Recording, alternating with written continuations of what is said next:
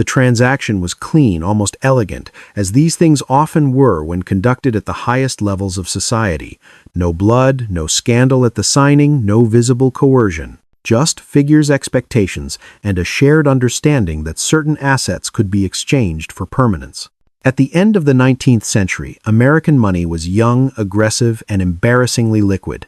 European aristocracy was old, exhausted, and structurally illiquid. One side had cash, but no past. The other had history, but no capital. What connected them was marriage. It did not require secrecy. Newspapers tracked it openly, society applauded it, and parents negotiated it as if arranging a merger between firms of unequal age but mutual need. The girl at the center of this exchange was not yet old enough to understand how thoroughly her future had already been priced. She was not asked whether she wished to become a symbol. Symbols do not consent. They are selected. Years later, the story would be told as legend, an American heiress sent to England to rescue a palace, a title and a lineage that stretched back to John Churchill, 1st Duke of Marlborough, victor of Blenheim. The details were always framed as triumph. Blenheim Palace, deteriorating under debt, would be restored. An ancient name would survive. The union would produce heirs. Civilization, in its own self-congratulatory language, would continue uninterrupted. What remained mostly unspoken was the cost to the individual body required to make the equation balance. Long before her name was printed beneath headlines, before she learned to stand beneath chandeliers without trembling, the direction of her life had already been settled. Wealth once accumulated at sufficient scale stops belonging to the person who inherits it. It becomes a tool, then an obligation, then a command.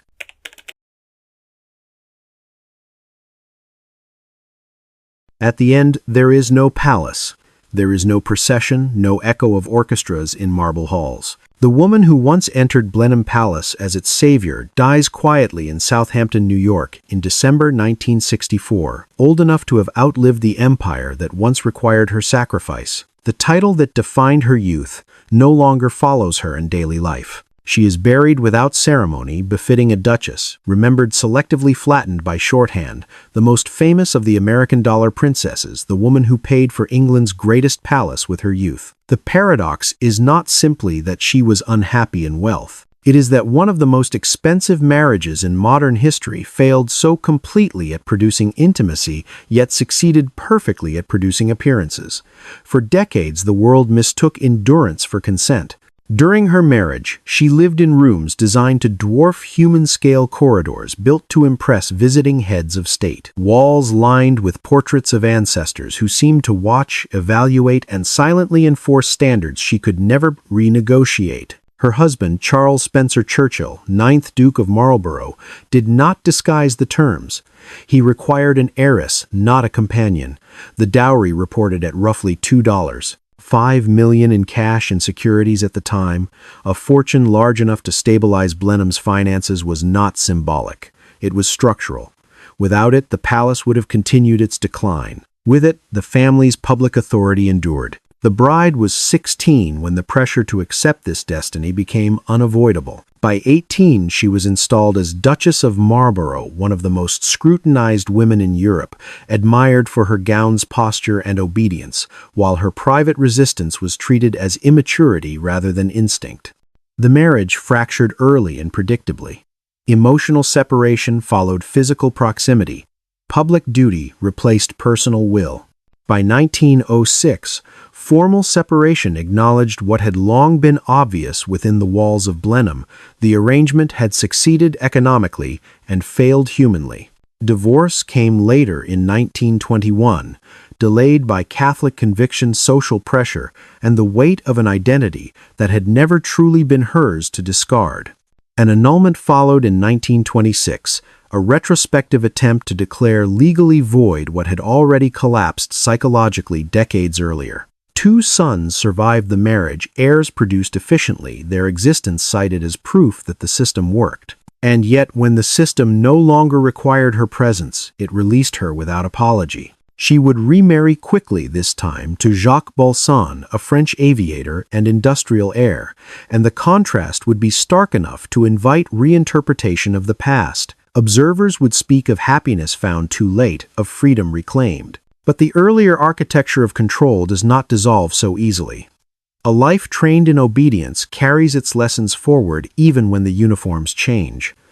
The unsettling truth is not that she suffered uniquely, it is that she suffered correctly according to the rules of her world. Her story does not end in disgrace or spectacle. It ends in quiet displacement, the kind reserved for people whose primary function has already been fulfilled. The palace remains. The title remains in history. The woman having served her purpose fades into a footnote shaped like a triumph. Stories like this endure not because they are rare, but because they are efficient.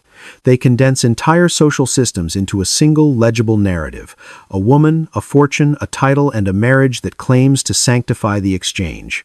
At the turn of the 20th century, this pattern repeated with mechanical regularity, particularly among women born into extreme wealth, without corresponding institutional authority. Their lives became the interface between two failing structures. On one side stood American capitalism, newly ascendant, embarrassed by its lack of lineage, yet intoxicated by its liquidity. On the other stood European aristocracy, burdened by centuries of inherited status, but hollowed out by debt maintenance costs and declining political relevance. Marriage solved both problems simultaneously, and young women were the medium through which this solution passed. The question that matters is not whether these women were aware of the transaction. Awareness does not equal agency. The deeper question is why such arrangements were able to present themselves as destiny rather than coercion, and why compliance could be framed as privilege rather than surrender. Consuelo Vanderbilt's life sits at the center of this question because it was never allowed to be merely personal. From the moment her fortune became visible, her body became negotiable. Her education, manners, and emotional discipline were calibrated not for self-discovery but for deployment. Society praised this process as refinement. The language was careful and flattering. She was prepared, elevated, improved. What remained unspoken was the asymmetry of power embedded in the preparation itself. To be shaped so thoroughly for a purpose chosen by others is to be deprived of the chance to discover what one might have chosen alone. Yet this deprivation was masked by luxury ritual and public admiration so intense that dissent could be dismissed as ingratitude. Within such a framework, resistance appears pathological, submission appears mature. This pattern did not arise from individual cruelty alone. It was sustained by institutions that benefited from its repetition: families seeking permanence, churches preserving doctrine, newspapers manufacturing spectacle, and social hierarchies desperate to disguise decay as continuity. Elite women became stabilizing instruments, expected to absorb emotional cost so that larger structures could remain intact. Their suffering was not incidental, it was functional. And because it produced visible results, restored palaces, preserved names, legitimate heirs, it was rarely interrogated. The system measured success in architecture and lineage, not in psychological consequence. What could not be quantified was dismissed as sentimental. Consuelo's story matters because it exposes the limits of wealth as protection. Money, when held by women in patriarchal systems, often attracts control rather than freedom. The larger the fortune, the greater the incentive for others to manage its direction. Power in this context becomes something adjacent to ownership rather than synonymous with it. She possessed immense resources, yet decisions about her marriage, residence, religion, and public role were routinely made without her consent. The contradiction is instructive. Wealth did not insulate her from domination. It intensified it. The fortune that should have secured autonomy instead justified surveillance. There is also the question of performance. Elite women were trained not merely to endure these arrangements, but to aestheticize them. Silence became elegance. Endurance became virtue. Emotional suppression was praised as poise. Over time, these performances hardened into identity. The line between what was expected and what was internalized blurred, leaving little room to distinguish compliance from character. When such women later attempted to reclaim agency through divorce, relocation, or remarriage, their actions were framed as deviation rather than correction. The system allowed exit only after its primary objectives had been met. To examine this life, then, is not to search for villains or redemption arcs. It is to ask how a society can normalize the systematic sacrifice of individual autonomy while continuing to describe itself as civilized. Why are certain losses rendered invisible when wrapped in privilege? Why does history so readily preserve buildings and titles while allowing the interior lives that sustained them to dissolve without record? Consuelo Vanderbilt's story is not exceptional because it is extreme. It is exceptional because it was documented. Countless similar lives unfolded with fewer headlines and identical constraints. This narrative persists because it reveals a structural truth: when power is inherited rather than negotiated, it demands payment. And when that payment is extracted from those trained to smile while giving it, the transaction can persist for generations without ever naming its cost. She was born into abundance so total that it bordered on abstraction. Consuelo Vanderbilt entered the world on the 2nd of March, 1877 in New York City, the only daughter of William Kissam Vanderbilt and Alva Erskine Smith. Vanderbilt heirs to a railroad fortune engineered by Cornelius Vanderbilt, whose empire of steel rails and steamships had rewired the American Seven economy. From the beginning, her existence was defined less by nurture than by design. Her mother, Alva, did not regard childhood as a protected state but as raw material. Beauty, obedience, and distinction were not traits to be discovered. They were to be imposed. Consuelo was physically delicate, chronically ill as a child, shy to the point of near invisibility, and emotionally dependent qualities that might have invited tenderness in another household, but instead provoked correction. Weakness, in Alva's view, was a failure of discipline. Love was conditional, granted when performance met expectation, withdrawn when it did not. The Vanderbilt household was governed by spectacle and control.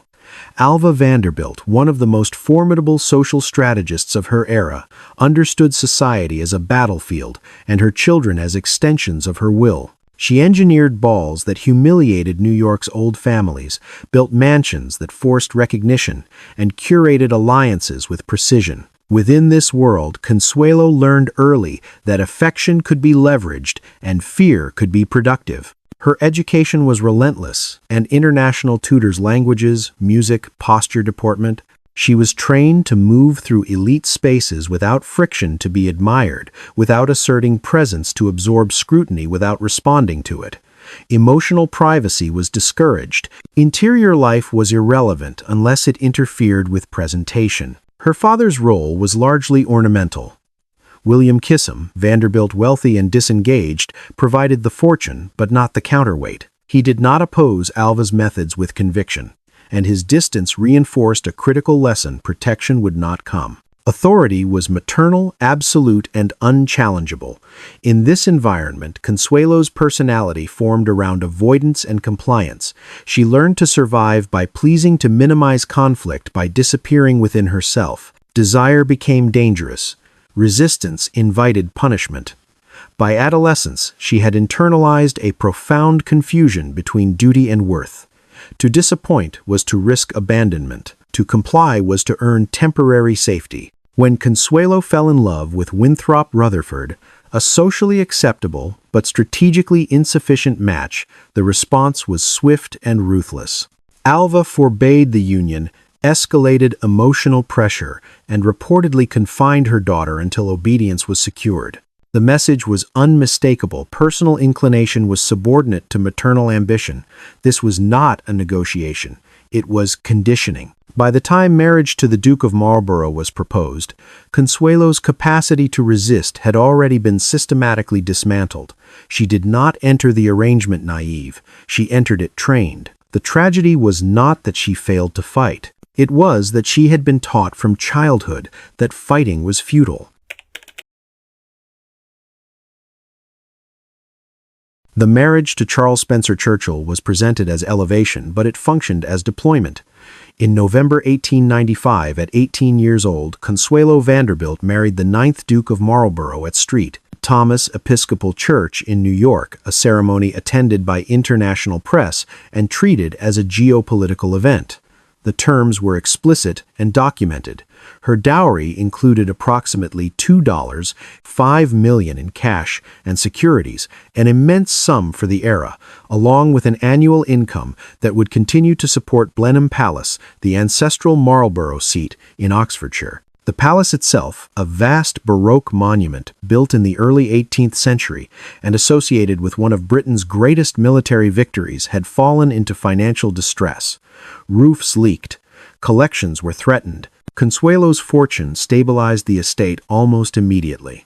Power in this context was architectural before it was personal. Her transformation was swift and unforgiving. Removed from America, installed in England, she was absorbed into a system older than her country of birth. The British aristocracy did not require her opinions.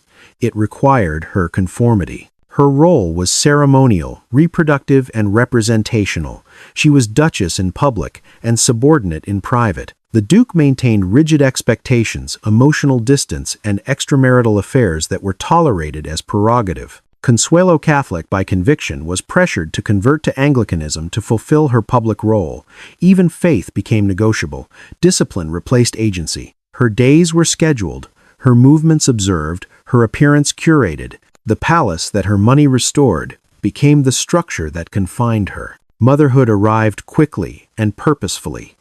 2 sons were born, John Albert Edward William Spencer Churchill in 1897 and Ivor Edward Charles Spencer Churchill in 1898, securing the succession. Their births were treated as institutional success.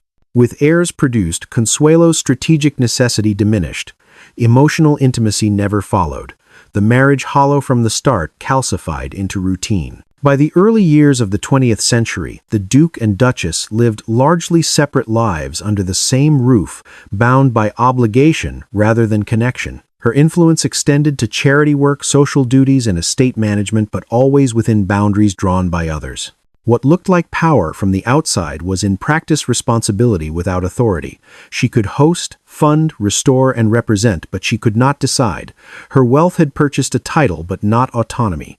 Blenheim stood renewed, its galleries repaired, its collections secured, while the woman who enabled its survival receded into a role defined by restraint. This was the formation of her public identity, disciplined, admired, voiceless. A powerful woman by designation, she was shaped by systems that required her silence to function. The loss of autonomy was gradual, normalized by ritual and repetition, until it no longer appeared as loss at all, but as the natural cost of belonging to something larger than oneself.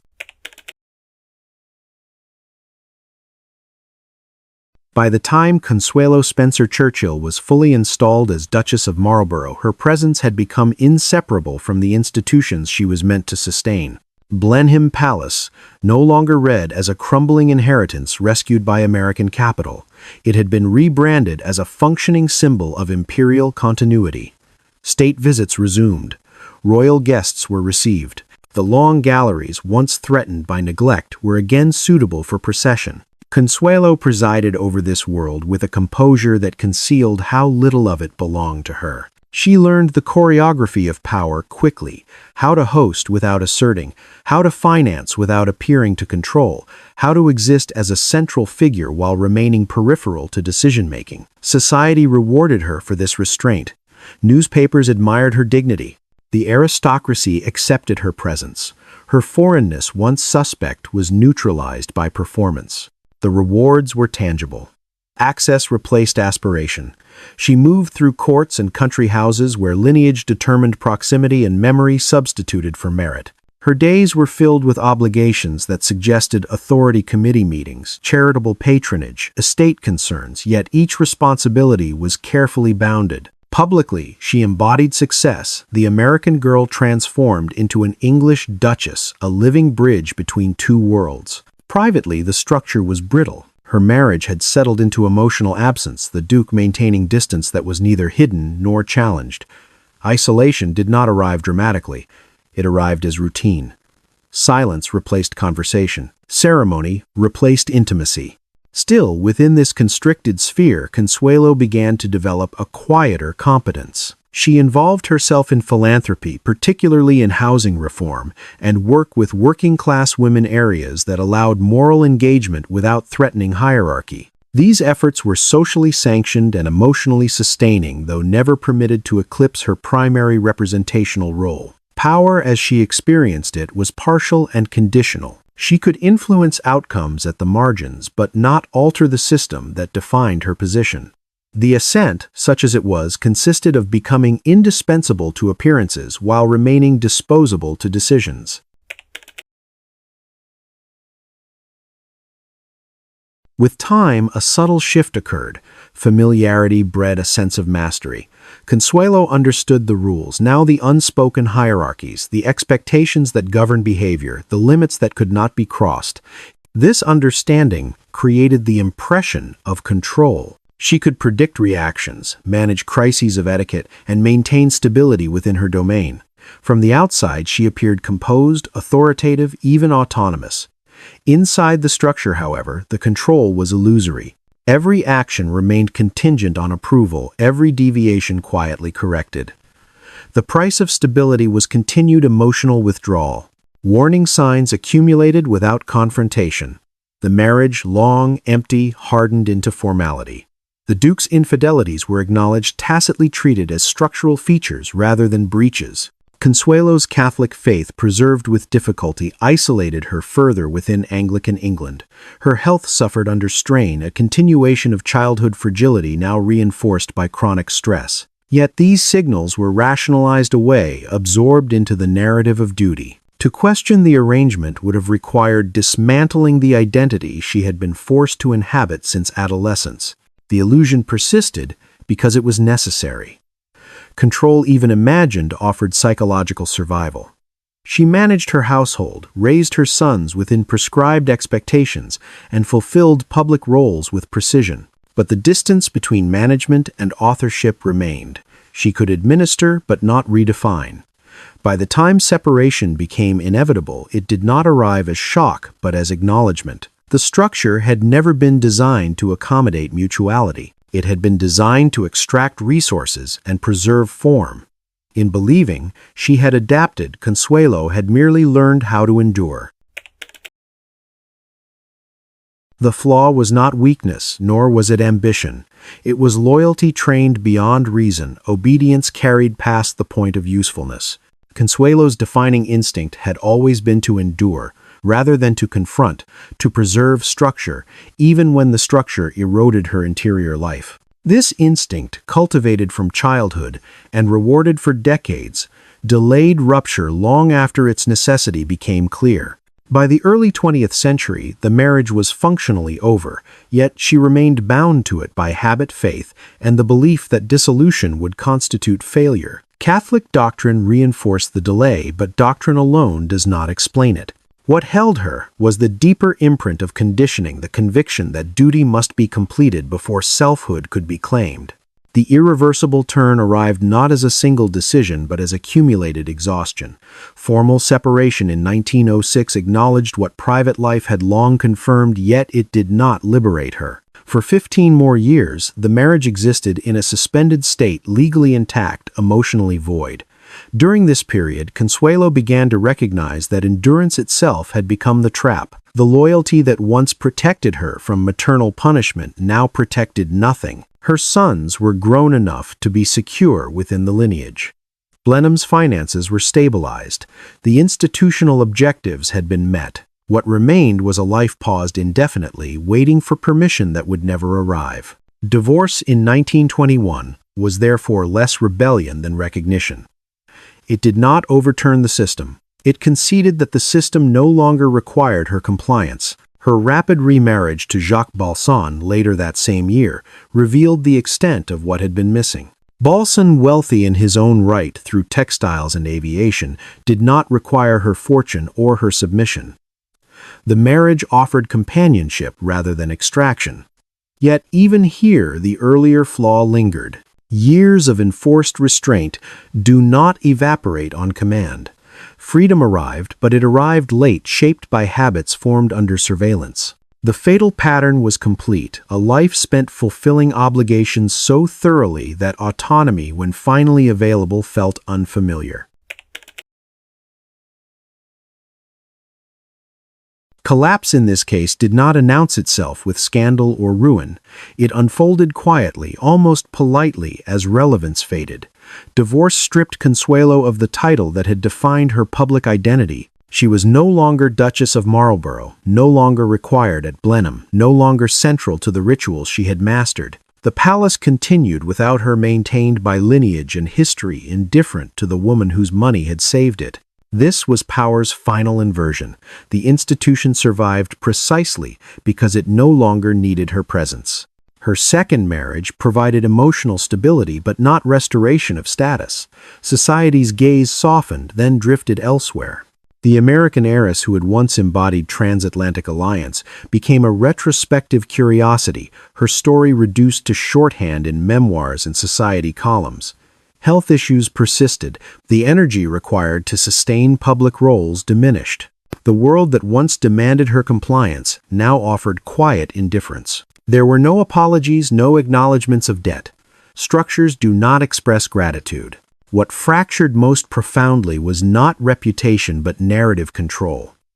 Her life had been interpreted by others for so long that reclaiming authorship proved difficult. Even her later years were framed in contrast to the first marriage, as if happiness could only be measured relative to earlier suffering. The collapse was therefore psychological as much as social, the realization that survival within the system did not guarantee recognition outside it. Power once experienced as proximity to institutions withdrew, leaving behind a woman required to redefine herself without the scripts that had governed her since adolescence. In her final decades, Consuelo Vanderbilt lived without spectacle. She moved between Europe and the United States, maintaining relationships that were personal rather than ceremonial. When she died in 1964, the world that had once orchestrated her life barely paused. Empires had contracted. Aristocracy had lost much of its authority. The grand bargain that defined her youth was no longer fashionable, though its logic persisted in quieter forms. Her death marked the end of a story that history preferred to remember, selectively preserving the palace and the title while softening the cost. The contrast between her beginning and her end is stark but unresolved. She did not die disgraced, nor did she die triumphant. She died complete in the narrow sense that her obligations had been fulfilled and her resistance, however delayed, had finally taken form. What lingers is not a lesson but a discomfort. Her life demonstrates how thoroughly a system can succeed while still consuming those who sustain it. Wealth did not free her. Power did not protect her. Endurance did not earn reciprocity. In the quiet after the narrative closes, one question remains suspended. How many lives must be shaped into instruments before a structure admits its cost? Consuelo Vanderbilt's story endures, not because it is exceptional, but because it reveals how easily elegance can disguise extraction, and how history, when given the choice, preserves buildings more faithfully than the faced people who paid for them.